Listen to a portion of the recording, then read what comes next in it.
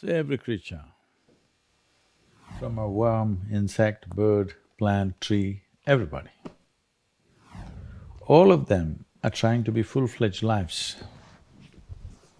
If one sees what's happening beneath the earth in terms of the root systems, it is an enormous effort for a plant or a tree to become a full-fledged tree. Well, an apple tree is not trying to be an oak tree, but an apple tree wants to be a full-fledged apple tree. That effort is on in every life.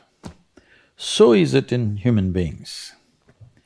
But the problem with humanity is just this, that for every other creature, nature has drawn two lines.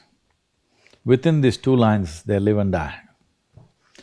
So their idea of full-fledged is hitting the ceiling of their life. But if a human being hits a ceiling, he gets frustrated and miserable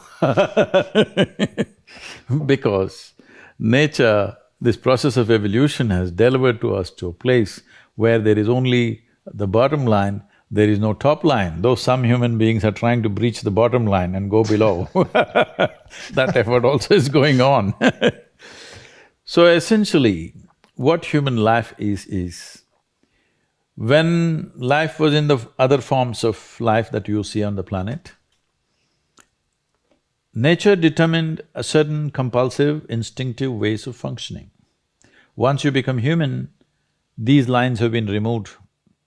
You can act consciously. That means what you call as human potential is not of any kind of measurable limit.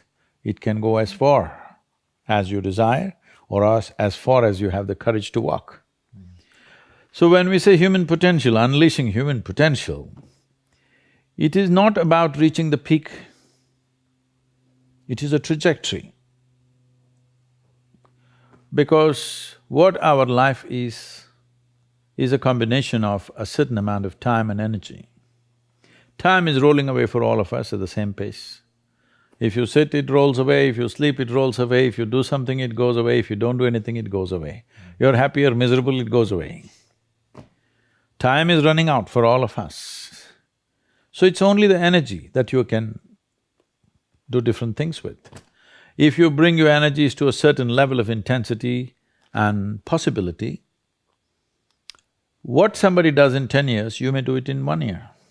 This means if you live here for 100 years, it feels like in people's impact that you have created, it feels like you lived here for 1,000 years, simply because you have managed your life energies in a certain way.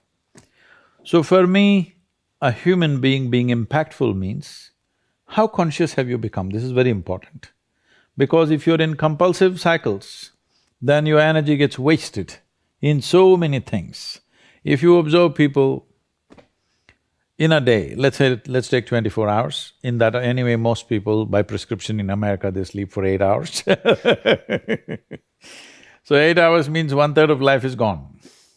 In the remaining 2/3 they have to eat, they have to, shower, bathroom, this, that, all this, another 2-3 hours gone. So literally 50% of life is gone, daily basis, just for basic maintenance of this life. 50% of the time is gone in maintenance, remaining 50%, what they have. If you look at every single move that they may make with their body, their thought process, their emotions, you will see a whole lot of it is happening in compulsive cycles. Or in other words, if you are little sensitive to life, you will realize you are the biggest issue in your life.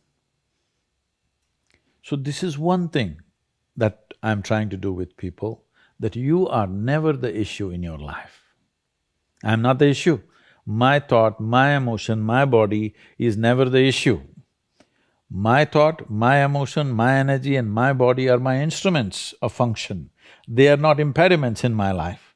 But I would say for 90% of the human beings, their own body, then the compulsions of the body, the compulsions of their thought, the compulsions of their emotions are ruling them most of the time.